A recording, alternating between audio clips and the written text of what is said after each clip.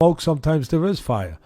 There's no doubt about that. And it sounds fishy that that this guy, with the whole thing, that he's going to be paid £25,000, which is equivalent to about 30,000. Claims of steroid use have surfaced in the run-up to Tyson Fury's highly anticipated rematch with Alexander Usyk, which could cast a shadow over the fight set for December 21st.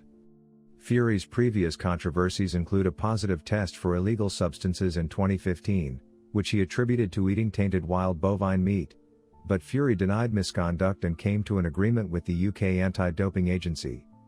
There are still unanswered issues regarding his past of using performance-enhancing drugs, and since these claims might come up again, there have been several books written about how they might affect his career in the impending fight. Don't they email each other? Drive, everyone uses medications. Absolutely. I would argue that they are all exploiting you. I believe all athletes use performance enhancers, weight loss techniques, or anything else they're willing to do to get high. Define all. Who's everybody? Obviously, you're not referring to yourself. Tyson Fury's recent physical makeover has raised doubts among boxing experts and fans, with some speculating that his quick muscle growth may be related to his use of steroids, which he previously struggled with due to his weight fluctuations and fitness issues. Throughout his career, Fury has displayed a radically toned physique in anticipation of his impending bout with Alexander Usyk. These quick alterations have stoked conjecture among boxing insiders, who point out that it is unlikely that he could achieve such results organically in such a short period of time. Critics point to Fury's contentious past with performance-enhancing drugs, which included a 2015 incident in which he claimed that contaminated steak was the cause of Mr. Ragknuckles' positive test result. Conducted a thorough analysis and basically did the following: he compared lifters in drug-tested federations to lifters in untested federations to determine the strength difference between all world record lifts, national record lifts, etc. He then sort of figured out what the percent difference was and discovered that it was about 10%. Now, it varies slightly for each weight class and slightly for males and females. There is some nuance there, but in 2015, the average was around 10%.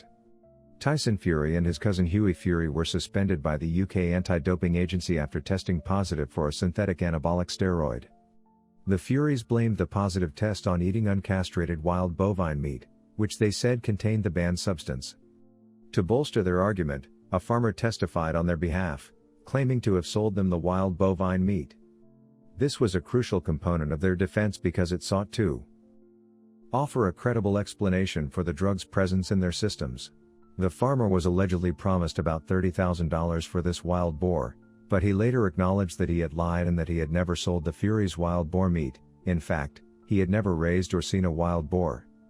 This incident reminds us of the controversy surrounding Canelo Alvarez, who tested positive for clenbuterol and blamed it on tainted meat. Even though Tyson and Hughie Fury's suspensions were backdated, allowing them to resume their boxing careers in December 2017, the explanation involving the uncastrated wild boar was far more intricate and inventive. This incident remains a mysterious and complicated chapter in their professional lives, even though Fury served a backdated 2-year ban and has since passed many tests. I will give them credit for being more inventive than Canelo, who when tested positive claimed that he got it from tainted meat. This is wild boar baby. These accusations continue to be a point of contention for his detractors.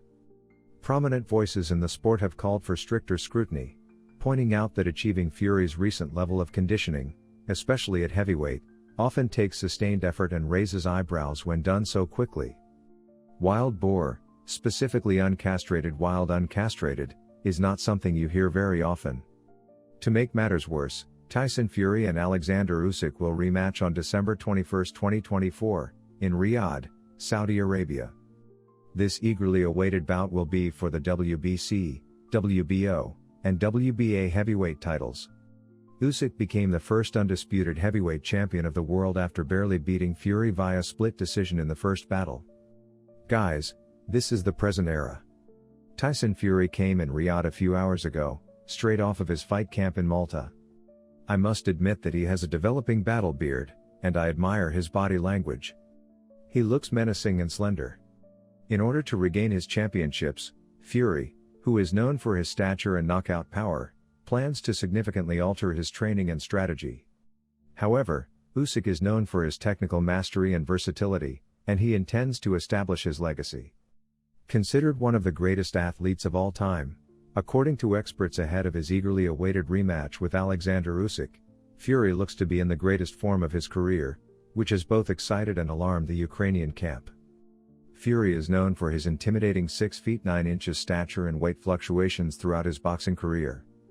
News sources on Fury's recent metamorphosis suggest that the Gypsy King has concentrated on strengthening his fitness and increasing his speed, strength and stamina to overcome Usyk's technical abilities. However, in recent weeks, Fury's training videos have shown a leaner, more athletic physique, suggesting he's shedding excess bulk while maintaining his trademark strength.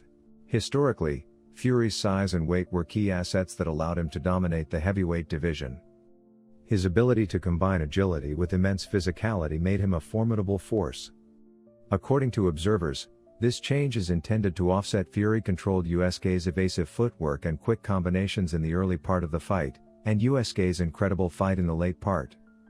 I'm eager to see whether that moment will come again for us in the second one. Do you believe that the winner of this fight is the greatest heavyweight in the world? There is no question about it. Yes, Tyson Fury has long been the finest heavyweight in boxing, and I didn't believe that Usyk was until he did what he did against Anger. We'll meet Usyk, the Olympic gold winner and current unified heavyweight champion, who depends on superior technique and stamina. I know he had a few victories over Joshua and a few others, but defeating Tyson Fury, in my opinion, cemented his status as the finest heavyweight. The rematch is looking to be an intriguing clash of styles as Fury's elegant body conveys his intention to match Usyk's pace while taking advantage of his natural size advantage. Fury's improved training in comparison to Usyk's accuracy and mobility with both fighters. Fans should expect an exciting showdown as they step up their preparation. Professional boxer Joe Cordina has openly voiced his awe at Tyson Fury's remarkable physical makeover. Cord drew particular attention to Fury's visible abs, which are evidence of his intense training and increased fitness levels. This change is especially remarkable considering Fury's history of weight and fitness issues. Fury's visible abs are more than just a surface-level improvement, they represent his commitment to maintaining peak physical condition. Obviously, this dedication is essential as he gets ready for a much-anticipated rematch. The change demonstrates Fury's resolve to remain at the top of his game and compete at the greatest level. Tyson and Lawrence Okolie are sparring partners. Fury discussed his thoughts on his performance in their first meeting. Okolie pointed out that Fury nearly won the first fight and underlined how he could use the knowledge he gained from this.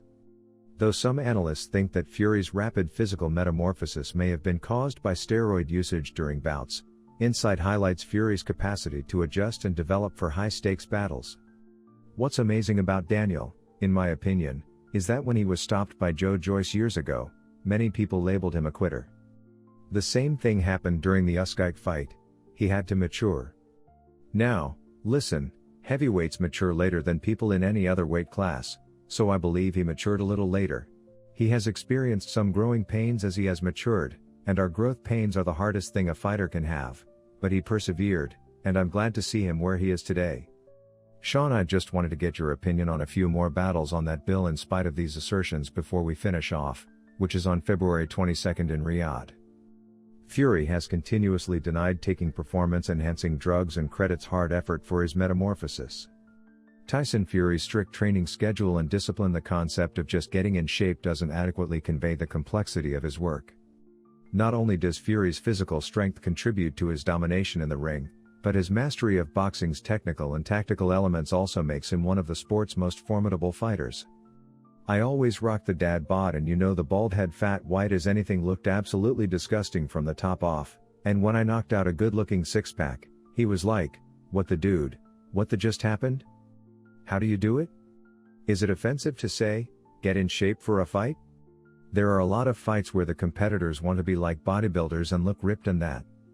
And it seems like you're the deadliest man on the earth because you can't put muscles on your chin."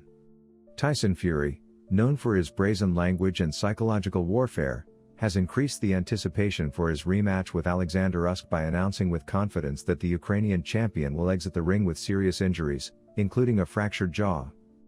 With his comments, Fury has reaffirmed his assertion that he is in the finest physical and mental health of his career. emphasized his desire to give a resolute and punitive performance. With advanced fitness, improved reflexes, and more punching power, Fury has attributed his most recent training camp with enabling him to reach a new level of performance. He called himself unstoppable and said that no heavyweight in history could match him at this point. His remarks demonstrate not just his self-assurance but also his intention to frighten and unnerve us prior to their showdown. By posting videos of his intense training on social media, Fury has framed the rematch as part of his countdown to redemption. Fury has made it clear that he is committed to regaining control. Fury's redemption goes beyond simply overcoming Usyk, it also involves demonstrating that his unconventional height and skill set can defeat the Gypsy, one of the most technically proficient boxers in history. According to King, who has alluded to a calculated strategy to methodically destroy Usyk, Fury, his mix of relentless pressure, physical superiority, and accurate power blows would exhaust Usyk and stop the fight from taking the long road. Fury said, "I'm not just going to win, I'm going to make it so he remembers this fight for the rest of his life." People think that Fury's relentless trash talk serves a number of purposes, including promoting the fight, frightening his opponent, and motivating his supporters, but his history of Fury's subsequent remarks have further increased the tension and prepared the ground for a dramatic and maybe violent encounter as fight night draws near, demonstrating his sincere belief in his ability to keep his pledge. "I think I was as good as I could have been, and I doubt I could have done much better. However, if they had told me to write you down during the final 2 rounds, I definitely could have gone out and attempted to attack him. Get him out of there myself, but aside from that, I've done the best I could. Please finish, gentlemen. I apologize for the rematch thoughts.